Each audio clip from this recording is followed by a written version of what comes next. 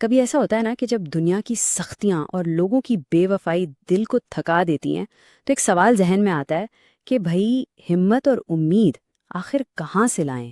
یہ کوئی نیا سوال نہیں ہے، یہ تو ہر دور میں پوچھا گیا ہے۔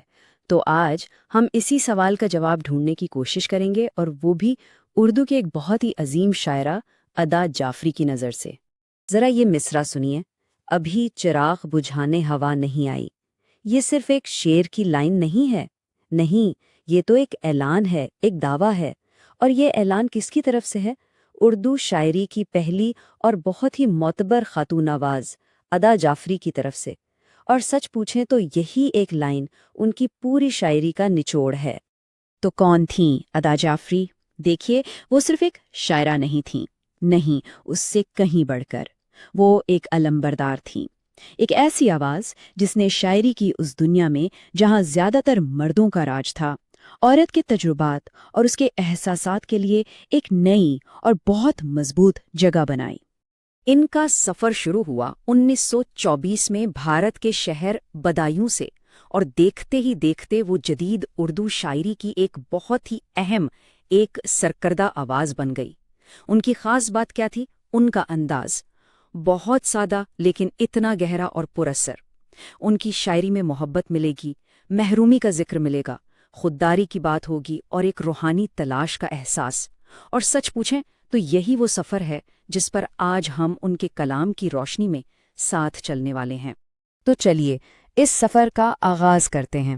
ادا جعفری کی شاعری کا پہلا پڑاؤ ہے دنیا، وہی دنیا جو اکثر بڑی بے وفا اور سخت ثابت ہوتی ہے، اور اس حقیقت کا عکس ان کی شاعری میں ہمیں بار بار بہت صاف نظر آتا ہے۔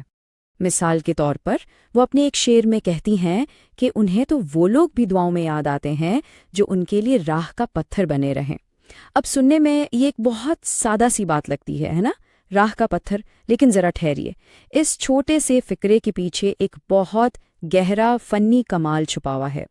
یہاں وہ شاعری کی ایک بہت خوبصورت تکنیک استعمال کر رہی ہیں جسے استعارہ کہتے ہیں۔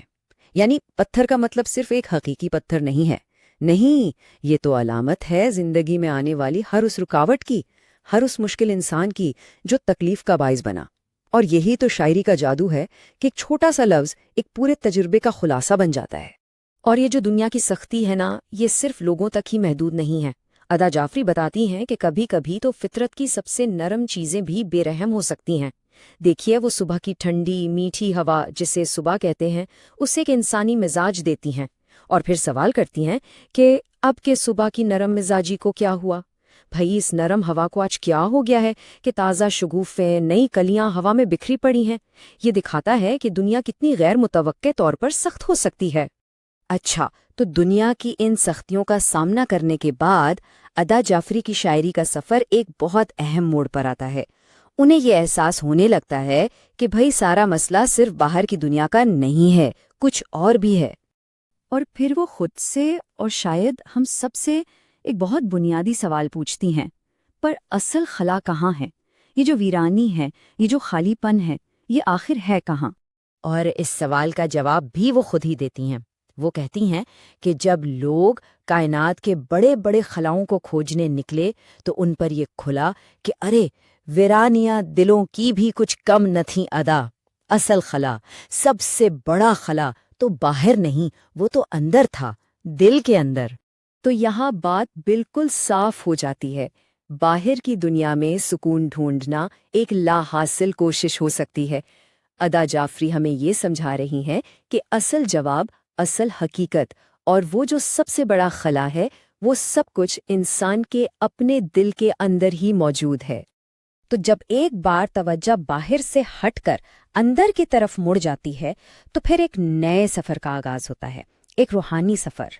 لیکن ٹھہریے، یہ کوئی مدد مانگنے یا گڑ گڑانے کا سفر نہیں ہے، نہیں، یہ خود کو پہچاننے اور اپنی ذات کو سمجھنے کا سفر ہے۔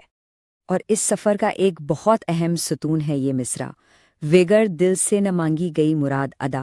وگر کا مطلب ہے خودداری، عزت نفس، یعنی یہ خوددار دل سے کوئی مراد نہیں مانگی گئی۔ بات یہ ہے کہ وقار اور اپنی عزت اتنی اہم تھیں کہ کسی کے آگے ہاتھ پھیلانا، کسی سے کچھ مانگنا گوارا ہی نہیں تھا۔ اور یہی ان کی روحانیت کا مرکز ہے کہ اصل طاقت مشکلوں سے بھاگ جانے میں نہیں ہے، بلکہ انہیں پورے وقار، پوری خودداری کے ساتھ برداشت کرنے میں ہے۔ یہ وہ اندرونی مضبوطی ہے جو آپ کو باہر کی دنیا کبھی نہیں دے سکتی۔ تو اب تک ہم نے کیا دیکھا؟ ہم نے دنیا کی بے وفائی کو سمجھا، پھر دل کے اندرونی خلا کو دیکھا، اور پھر خودداری کے ساتھ اس کا سامنا کرنے کا سفر۔ اب ان سب کو ملا کر ادا جعفری امید کا ایک ایسا روشن چراغ چلاتی ہیں جو کبھی بجھنے والا نہیں۔ مگر وہ اس حقیقت سے آنکھیں نہیں چراتیں کہ یہ سفر آسان نہیں بلکہ بہت تکلیف دہ ہے۔ وہ کہتی ہیں، ہتھیلیوں کے گلابوں سے خون رستا رہا۔ ذرا اس تصویر کو محسوس تو کریں، ہتھیلیوں پر کھلے گلاب جن سے خون بہہ رہا ہے۔ یہ قربانی اور درد کی شدت کو ظاہر کرنے کا کتنا پورا اثر انداز ہے۔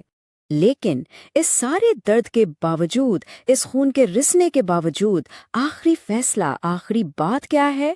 وہی جو ہم نے شروع میں سنی تھی، ابھی چراغ بجھانے ہوا نہیں آئی۔ یعنی تمام مخالفتوں، تمام طوفانوں کے باوجود امید اور ہمت کا وہ جو اندرونی چراغ ہے نا، وہ اب بھی روشن ہے۔ اسے بجھانے والی ہوا ابھی تک پیدا نہیں ہوئی۔ یہ شکست کے سامنے ہار نہ ماننے کا کھلا اعلان ہے۔ تو آخر میں ادا جعفری ہمارے لیے ایک بہت گہرا سوال چھوڑ جاتی ہیں کہ اتنی تکلیف، اتنی بے وفائی اور اتنے اندرونی خلا کے ہوتے ہوئے بھی کوئی امید کے اس چراغ کو آخر روشن کیسے رکھے؟ اور شاید اس کا جواب بھی ان کی شاعری کی طرح ہی ہے، جو ہر ایک کو اپنے اندر ہی تلاش کرنا پڑتا ہے۔